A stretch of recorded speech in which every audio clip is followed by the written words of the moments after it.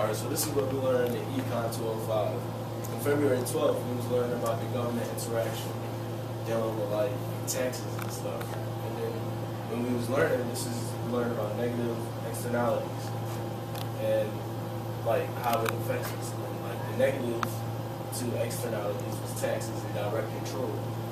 But however, on the opposite side, we learned about positive externalities, which dealt with subsidized to producers, subsidized to Congress, and direct government provision. Now, So for market failures. all right, with negative externalities for market failure. A spillover cost. You don't want it to go over its amount. And once it does that, then the product won't be as profitable. And then it has positive externalities, which will spill over benefits.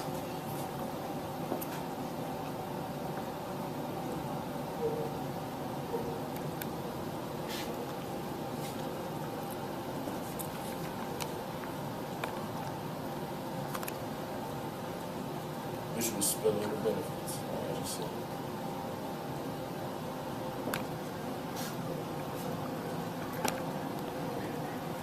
Now, some of those benefits include like public goods, national defense, national parks, stuff like that. That just gave it a better benefit.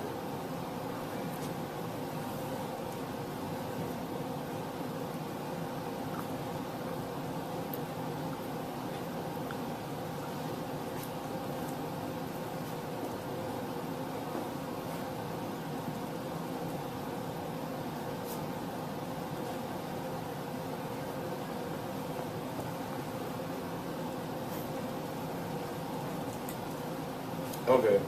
Now, just in case you didn't get that from the beginning, I never told what externalities was. Externalities is a third party to producers, consumers that benefit or hurt.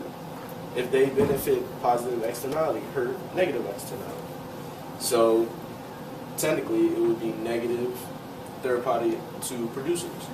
And then all the negative things that will come behind the externalities, which was negative, and then the positive things that will happen to the producers or the consumers to benefit them or hurt them. And this will be to benefit.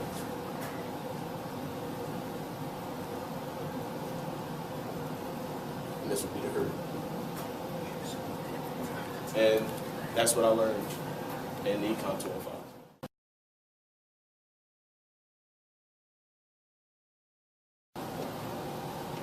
So this is what I learned in economic class, cap and trade.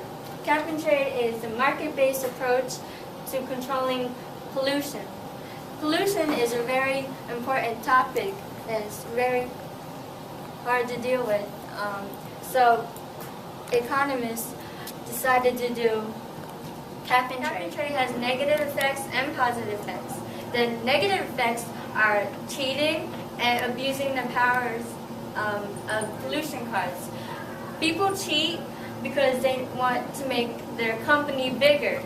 If their company is bigger, then they won't need the cards anymore. But in the beginning, they're going to need to cheat.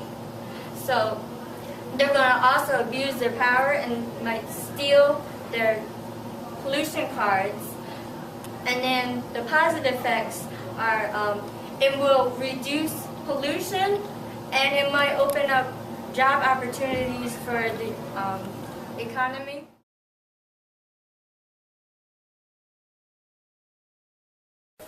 Okay, so what I learned was taxation. We learned about tax philosophies and tax structures.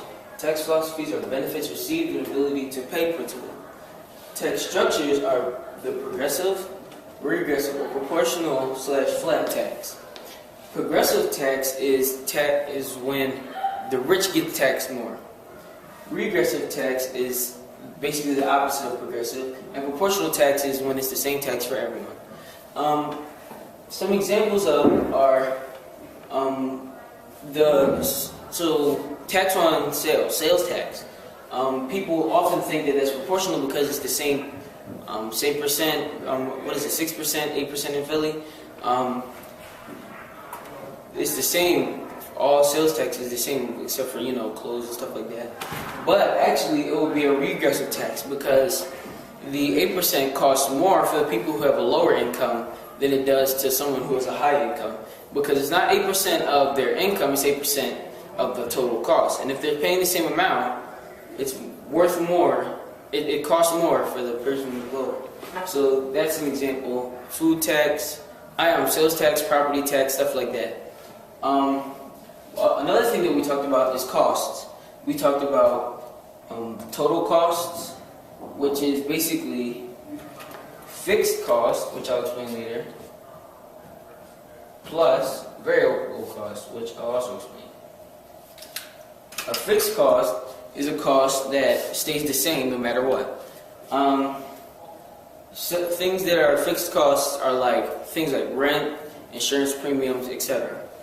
A variable cost is a cost that can change over time. So things that are variable costs are things like the cost of inventory or the cost of certain labor, which can also go into fixed costs depending. Also, something that may go into both is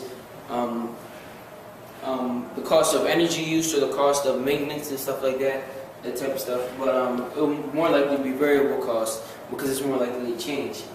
Combining these two gets you total cost. Another thing that we talked about is revenue and profit.